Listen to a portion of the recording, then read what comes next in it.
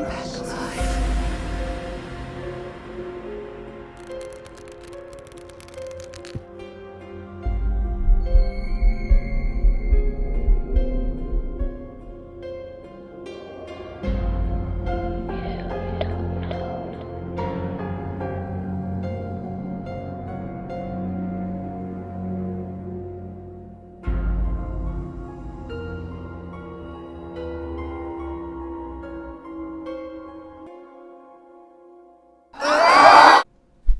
Still with me? Good.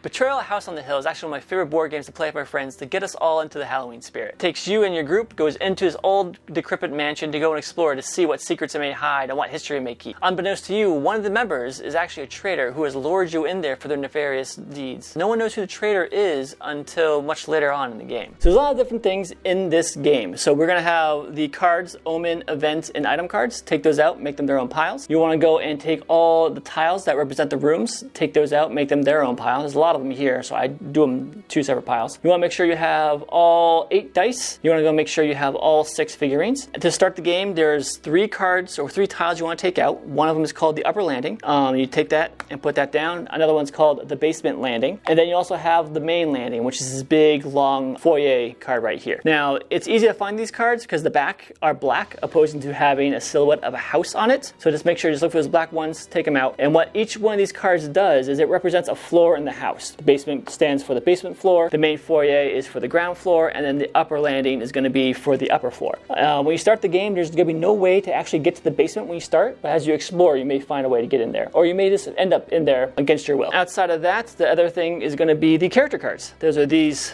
5-sided tokens right here. Now these cards is pretty much when you pick one, this is the character you're going to play. So there's going to be a name on the bottom, and on the sides there are going to be 4 attributes. There's going to be speed, might, sanity, and knowledge. Speed and might are considered your physical attributes, while sanity and knowledge are considered your mental attributes. If there's something that says attack with your physical or take damage with your mental, you can pick between the 2 that fit in that category that's being referenced. Other important information is around the portrait. It's going to tell you the character's age, height, weight, what their hobbies are, and more importantly, what their birthday is. You're going to need that in a little bit. Once you go and pick a card, you have these little black kind of slider pointer things. You want to go and slide them onto the green number for each attribute. That's going to be your starting attribute. Each of these character cards actually have 2 sides in them as well. So if you don't like what's being shown on one side, you can decide to start playing with whatever the character is on the opposite side as well. Each character has different values for their attributes and where they start, and also their birthdays and their hobbies and things. So look on which side you want to play, pick one, take the sliders and point them to the green numbers for each attribute for that side that you're picking. The minis actually match up, the shirt of the mini will actually match up with the color of the center of the tile. So purple goes to purple, red goes to red, yellow goes to yellow, or orange, blue goes to blue, so on and so forth. Everyone picks their character. They go and mark off what their starting attribute is for the side they pick, and then you go and decide who goes first. Who does go first? Whoever's character has their birthday coming up next, that character moves first. After that, you put everyone's minis in the main entranceway, and like any good horror movie, as soon as everyone enters the mansion, the doors lock behind them and you can't get out, forcing all the survivors to go and explore this haunted, spooky mansion. Today, it's going to be Jenny LeClaire, the purple character. She's going to be going first. We're in the exploration phase, which means we're going to go explore the house, we're going to see what the house is, and then there's going to be the haunting phase. And that's when the real game comes into play. That's when the traitor of all of you reveals his intentions, and then you go and you try to figure out how to get out of the house alive. For now, Jenny has a speed of 4. So down here in the attribute it says 4. So that means she can move 4 spaces. 1, 2. The grand staircase, actually is adjacent to the upper landing. You're considered walking up the stairs to the next floor. So this counts as a single movement. So this will be 3. And then from there, we're going to go into one of these rooms. I'm going to go to the side here. So on the walls of each card, you'll notice these little yellow boxes. Those are doors that you can open up and explore. As soon as you go into a room that hasn't been explored yet, meaning there's nothing there, no tiles or anything, you go through the stack of tiles we have here, and the first one that you see that actually matches with the floor you're in. So right here we have ground and basement. Right here we just have ground, and neither of these are what we need. We have one right here that says upper and ground.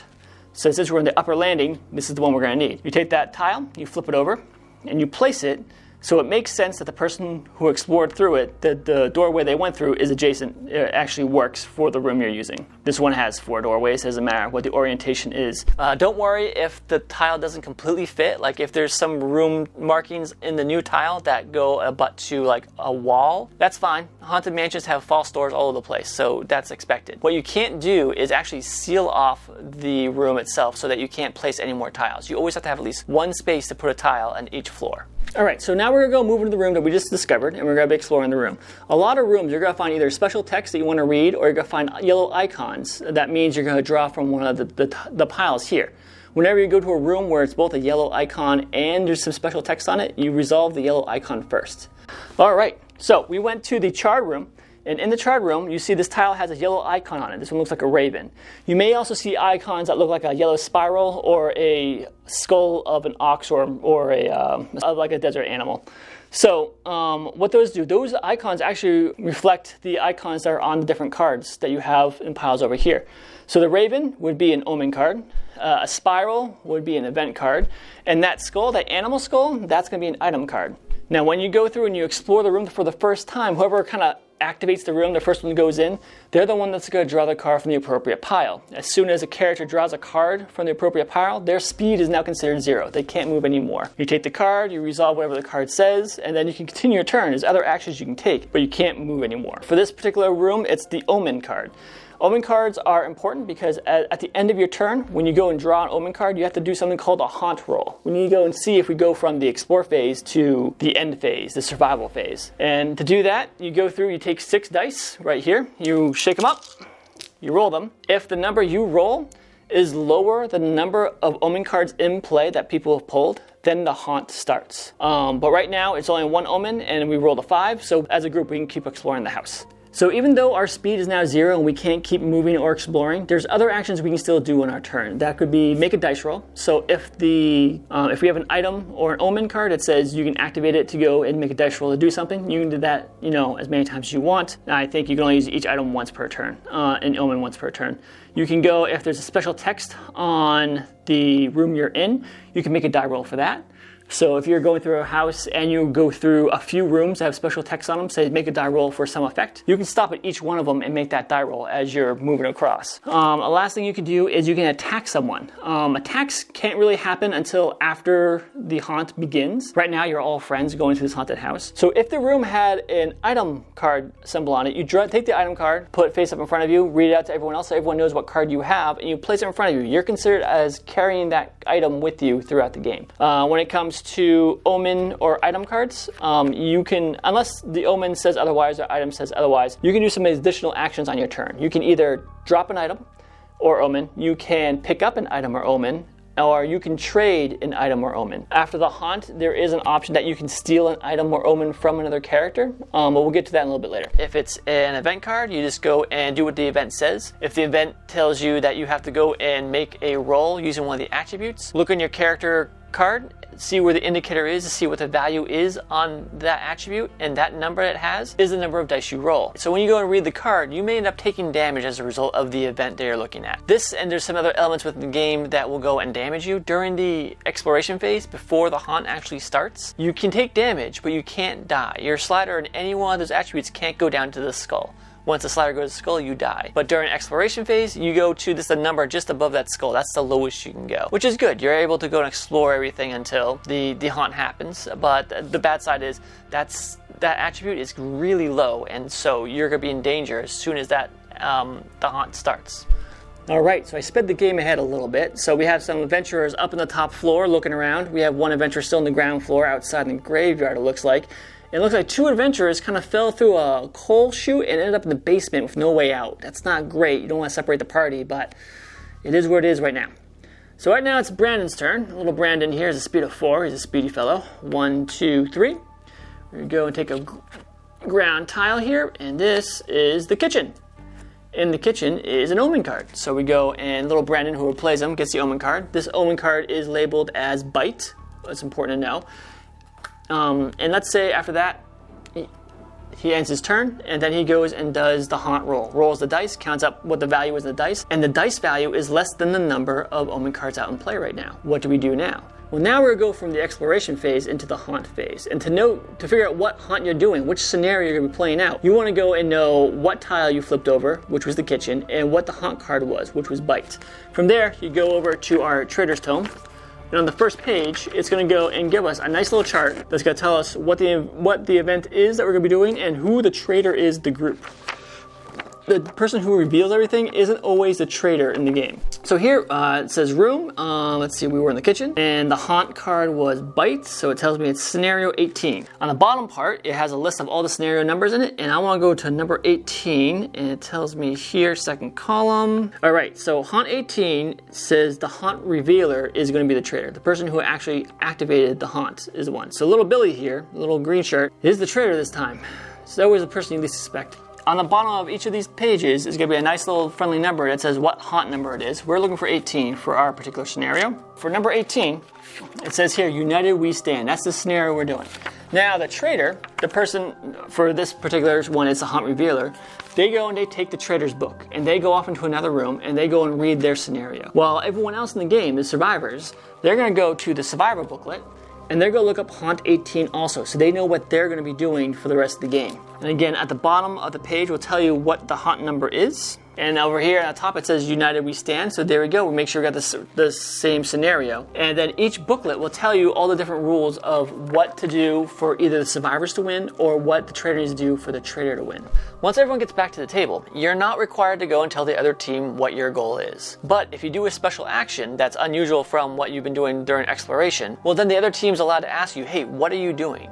And you can go and explain to them, oh, this is the action I'm taking, but you're not required to tell them what the goal is. Once you're the trader, some special things happen. Since you know the mansion, you know the house, you're no longer affected by any negative effects within the house. You can travel through any tile without concern of being hurt or anything like that. Also, it's not unusual for the trader to actually have monsters that join them in the fight. So maybe bats or zombies or some other creature or effect of the house at which the trader can control. So once the haunt begins, the person to the left of the trader goes first. This allows all of the survivors to go and take one turn first before the trader does. Once the trader takes his turn, then it could be the monster's turn. In the scenarios, the trader will be told what the statistics of the monsters are, and when you want to determine monster movement, it's by group. So if you have like bats and zombies that you're playing with, bats may have a little statistic that tells you what the speed of the bat is, and then zombies will have their own speed value. But the speed value for monsters, this is how many dice you roll. Once you roll a dice, the number that the dice reveals is how many spaces those monsters can take. If you have 3 bats, you roll and the dice say they can move twice. That means each bat in that group can move 2 spaces. Same thing with zombies or whatever the monster is. You roll once and then each monster of that group can move that many spaces. The heroes, on the other hand, are still going to be acting as if they're exploring. They follow all the same rules for exploring, except for when they go to a card that forces you to draw an omen card. There's no more omen rolls that need to be made. This is when you may start seeing monsters pop up. Like I said before, this is when combat starts as well. Combat happens when 2 opposing sides are sharing the same square, unless you have an item like a gun or some other weapon that gives you range or special ability. Mostly it's going to be a might check. That means you take 2 sides, each roll a number of dice equal to their might statistic, and whoever has the highest value wins the fight. The loser will end up taking the difference in the values of the rolls, and that will be physical damage. So that means they have to reduce either their speed or might. If the attack, for whatever reason, attacked a mental trait, then you have to go, the loser would have to take damage on their mental track instead. People can go and attack monsters, and if they win, monsters are considered stunned. They don't actually die, they just don't take their next turn. Their next turn is to flip over and become a normal monster again. When stunned, they can't do anything. I don't believe they can actually stop movement either. If an opposing player goes into your square and wants to move beyond your square, you can go and try to resist that player or monster. Doing so just means it takes an extra movement to leave the square that they're in. No matter what happens in the game, you can always at least move 1 space on your turn. No one can stop you from doing that. If you go and kill the trader, which is absolutely possible to do, if the trader dies, the game still continues because the monster's still out and about prowling. So you have to go and continue surviving, and the trader continues controlling the monsters that are on this haunted mansion. There is a special note about when attacking monsters. Monsters do have statistics just like players do, but they may not have all 4 of them. They may be missing their speed, or they may be missing their knowledge. If you try attacking them with either an omen or maybe an item that says, oh, I'm going to attack with a different attribute outside of might, if the monsters don't have that attribute, you can't attack them with that attribute. It just simply doesn't work. If you try doing a knowledge check on like an ooze that's like a brainless blob, well, it's going to be ineffective, and the brainless blob doesn't have a knowledge value for that. Another interesting thing about monsters is that they can't explore the mansion. That means they can't go anywhere that there isn't already a room opened up. So keep that in mind, traders, when you go and control the monsters, they can't be opening up new rooms for you. Since the hunt has already started, now you can go and start attacking other players. So if you go and you share a space within a player like we have here, you go and do combat as normal, and then if the winner wins by 2 points or more, instead of doing damage to the opponent, they can go and steal an item from that opponent and keep it for themselves, which is a good tactic to know while playing these games. The game continues until one side reaches their goal, at which point winners are decided. If the trader wins, there's a little blurb in a trader booklet that they can read to go and describe what happens this ghoulish night with all their survivors. If the survivors have won, then they can go and read a little blurb that denounces the evil that they've overcome and how they're able to go and live just one more day. Either way, the game is over. Like I said before, this is my favorite game for Halloween. It really puts me and my friends in the Halloween spirit. If there's a game like that that you played during October, let me know in the title of it down in the description below. And as always, if you want to go and track down what we're doing here on this channel, or just want to keep up to date with anything that comes out, you know what to do. This is YouTube. I hope you enjoyed this game as much as I did, and I'll see you next one. Take care.